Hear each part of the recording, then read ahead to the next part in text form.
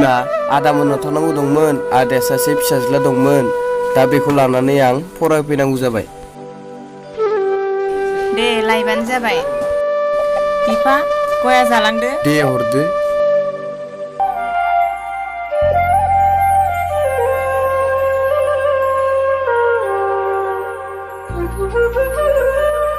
सुनायाबो गोरानसो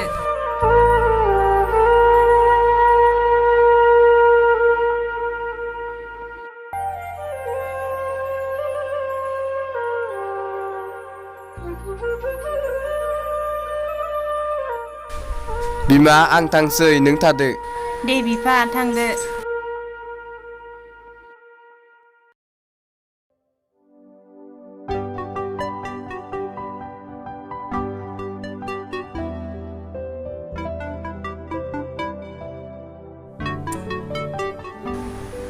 बाजै न'आव रावबो गैया ना ए आगैरामोन दासो माथो फै जेरै फै औ बाजै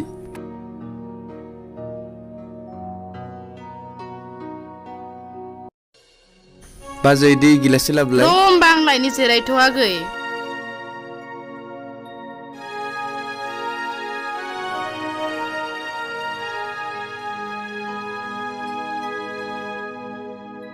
नै आगै दैया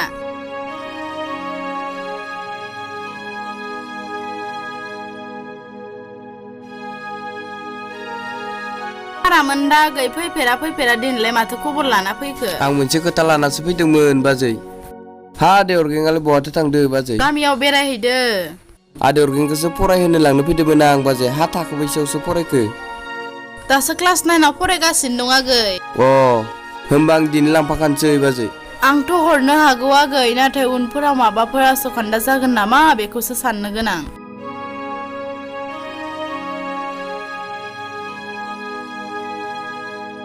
हा फिसा नोंलाय बहा थांबाय थायो आं गामियावसो थांदोंमोन आयै खाथियाव जेरै फैलाय फिसा नोमथिया रायज्लायोनो औ जागोन दे आयै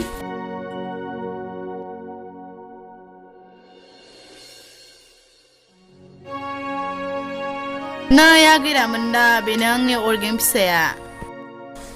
आं दिनै नोंखौ जोंनावसो लांनो फैदोंमोन आदै अरगें नों थाङो ना थाङा थाङोबा जोंनावनो फरायहैनो हागोन थांगोन दे आदै दे फिसा थाङोबा नोंनिनो गोसोसै नाथाय फाल्थुल' खालामहैनाङा दे जागोन दे आयै दे आयै आरो आदै आं होमबा ड्रेस सोना लानि दे फिसा होमबा सोना लाहैखा नै आयै आंना जाबायमोन ए ओंखारखांबायनो फिसा आगै आं साननैसोनि उनाव सार्टिफिकेटखौ लांसिगोन दे बाजै बिदिब्ला जों थांनोसै औ जागोन दे फिसा नों फरायनायखौ आसखान्दा दा खालामहै थांनानै मोजां फरायहै जागोन आयै लाबो आदै बेगा मोजाङै थां दे फिसा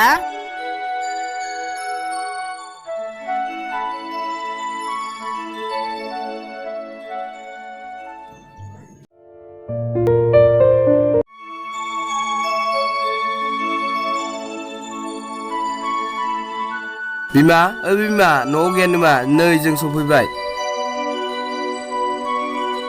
दिनैनो लाबोखाबाय नामा बिफा आइ बे सोर आरो जोंहानाव मानो फैदों नोमायंनि फिसाला आइ ए बेखौ नों नोंदासो जागोन आइ नोमफाया बेखौ फरायनो लाबोदों आइ अनजालि नोंदाखौ सिङाव लांदो जागोन दे आफा फैदो आदा न' सिङाव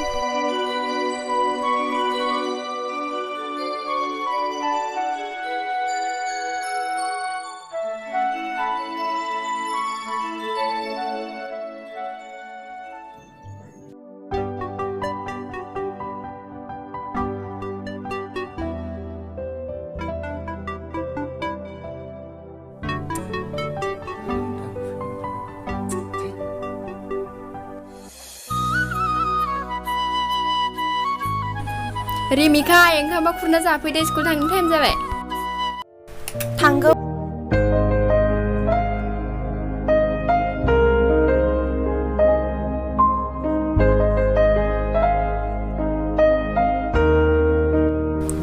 मा दाबो फैला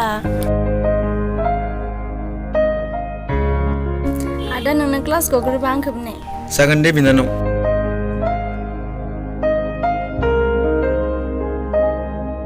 ए फैबायबो माथो सोर सेंग्रा बेलाय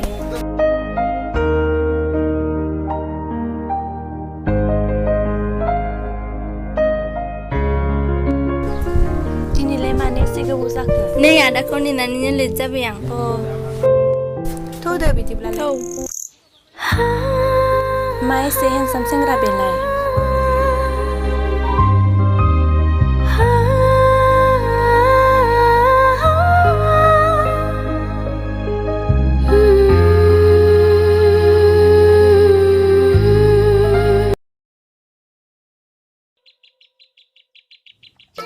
बिमा ओइ बिमा मा जाखो बिफा बारिनि हाग्राखौनो एसे दानस्रांहैनि आं फैबानो जाबाय अ जागोन दे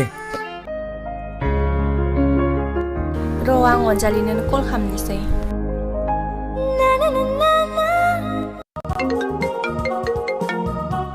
रिमिकायालाय मानो कल खालामदो दिनैलाय हेलौ मा खबर रिमिका औ मोजां अनजालि दहाय नोंजों फैफानाय सेंग्राया सोरमोन औ बियो जों आयंनि फिसाला जोंहानाव फरायनो थाफैदों औ अनजालि बेनि नाम्बारखौ हरनो हागोन नामा हाब मानो नांगौसै पार्टि नोंनोलाय आं बे सेंग्राखौ खनसे नुनायावनो फसायबाय नाथाय नों आंनि आदाखौ उनाव आसखान्दा खालामनो मोननाय नङा जाम्बि आं मालाय बायदि नङा नाम्बारखौल' हरदो औ जागोन दे आं SMS आव हरना दोनहरगोन दे अनजालि होमब्लालाय दोनथ'नोसै दे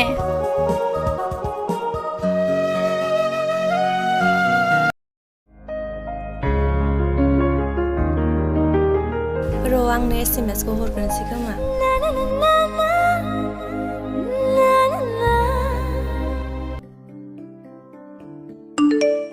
सोरथो हरलायखोलै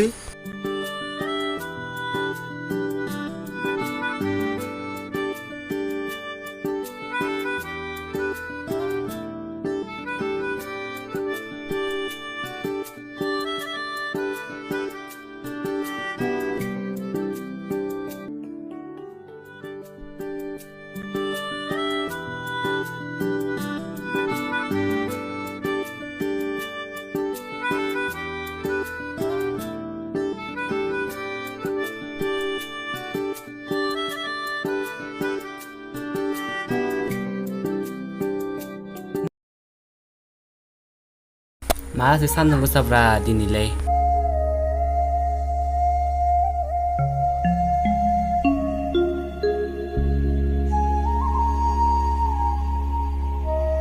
बिफा जोंहा फिसा अरगेंखौ खबर लाया गोबाव जाथारबाय आंबो जों गोजा थांनानै थांनो समखौनो मोना जाबाय नों खेबसे थांना फैदो थां बिमा औ जागोन दे बिफा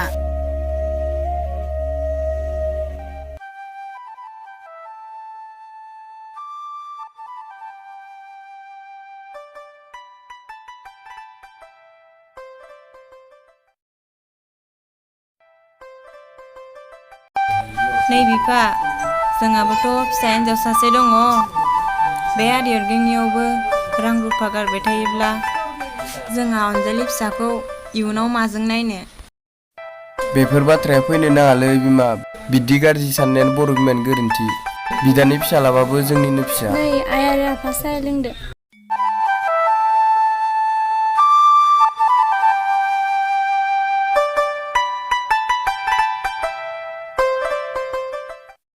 आं हले आखल आखुफोरखौ बारा मोजां नुवाखैहाय बिफा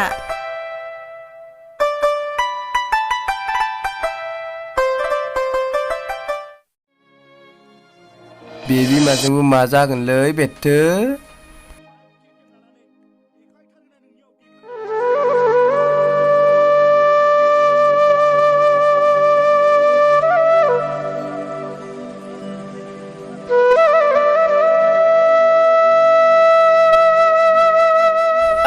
आगै न'आव रावबो गैयाना सोर जाखो ए माथो आब'सोलाय फै सिङाव जिराय फै नै आगै आं माइब्रा एसे लाबोदो आयु आब' मानोथो लाबोलायनांगौ जाखो जिराय आब' र' आं साहा फुदुंनानै लायनो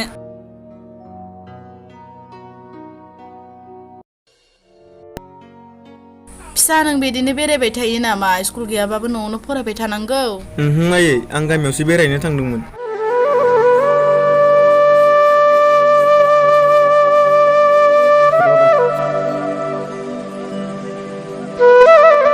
नै आब' साहाया जागोन दे आगै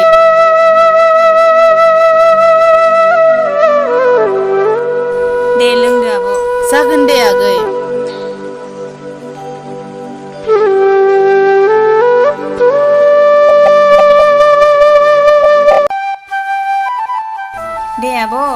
दिनै सानसेखौ हरखौनो थालांदो ओहो आगै हर थालांनो हानाय नङा नोंनि बेवायाबो लिंहरफिनथारदो थादो आगै आं थांनोसै नोंसा नोंबोनाङाबो गैया जाहैबाय आब' दे बिब्दिब्लालाय औ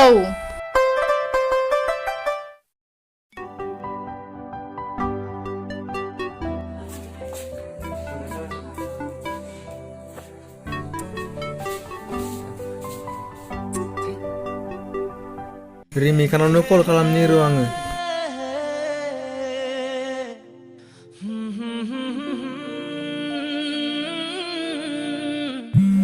माथो अर्गेंआसो कल खालामदों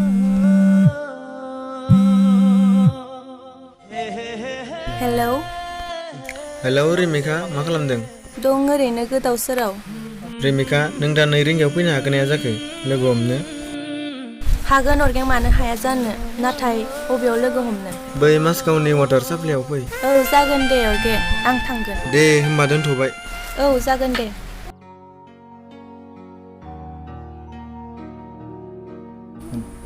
रिमिका आइ नों मानो फनल' रायलायग्रा जाखो जों थानायावनो सोलोंना लाखा आइ आं लोगोदोंसो रायलायदोंमोन गावसानो लेंहरदो लोगोआ सोर लोगो बेलाय अनजालि आयै आरो थाब थांना थाब फै जागोन दे आयै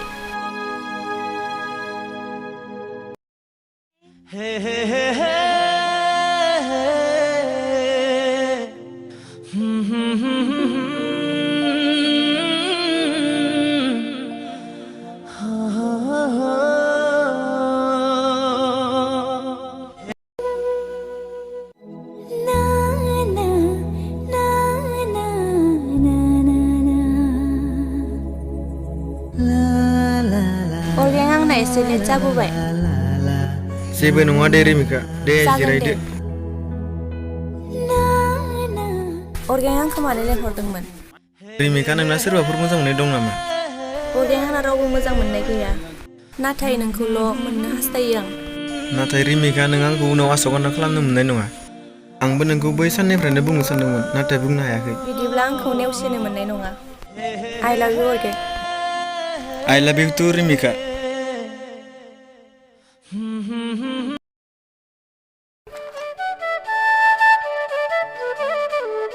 अनजालि बिमा मनिया लाबोलाय बाजाराव थांना फैनि आं लांगौ बिफा न' राङा बिफा सप्ता मोनसेनि खरसा लाबोफा जागोन बिमा ओइ अर्गें आदै आंनि खाथियाव फैलाय थांगौ मादै औ दे बुं मादै मा खोथा आंनि अनजालि फिसानोबो खरसा नांबाय थागौ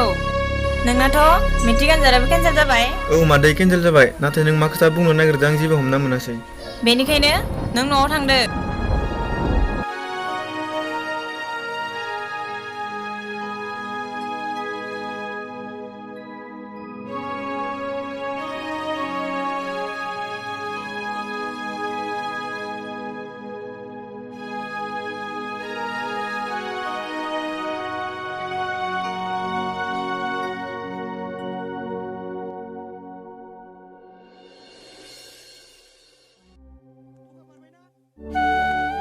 मादैयालाय आंखौ दिनै मानो बिदि बुंखो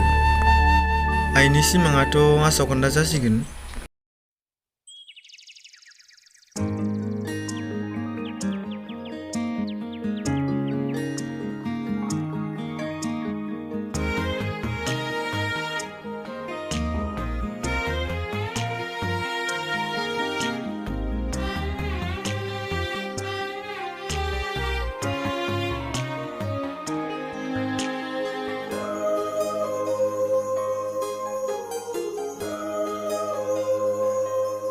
आसु खान्दा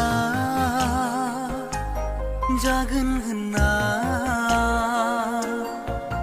मिथिनानैबो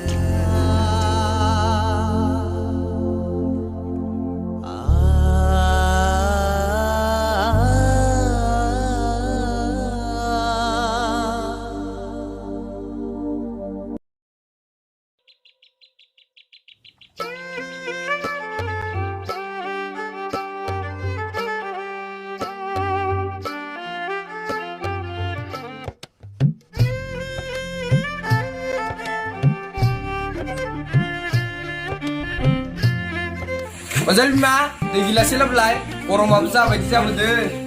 लांगौ बिफा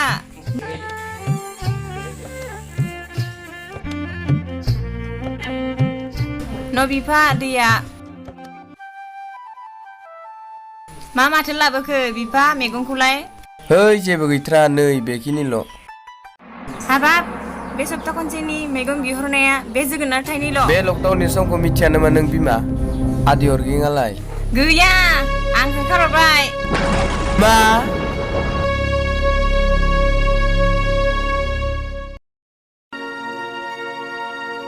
उफ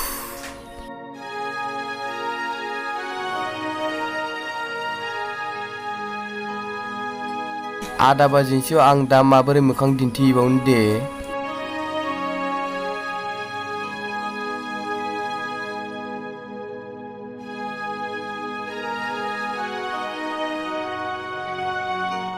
मा जादों आफा माखौ साननाबाय थाखो अनजालिया नोंसा आदा उरगिंखौ नोमाया होखारहरबायनो मा